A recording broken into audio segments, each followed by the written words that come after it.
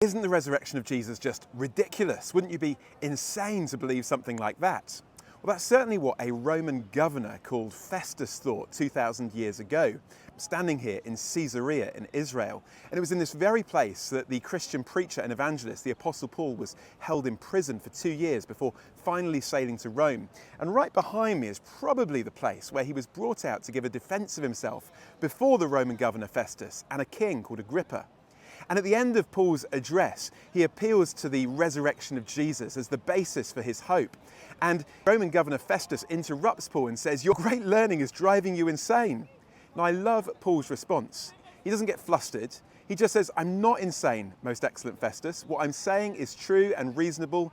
And then he says, "You can go and check it out for yourself because it didn't happen in a corner." In other words, 20 years after the events in question, Paul is able to stand in one of the most important places in the Roman world, speaking to two of the most important officials in the Roman world. And he's able to say to them, this idea of the resurrection is something that you can go and investigate for yourself. He was confident that it wasn't just a nice idea or religious myth, but it was true and it was something that people could go and be persuaded of by looking at the evidence.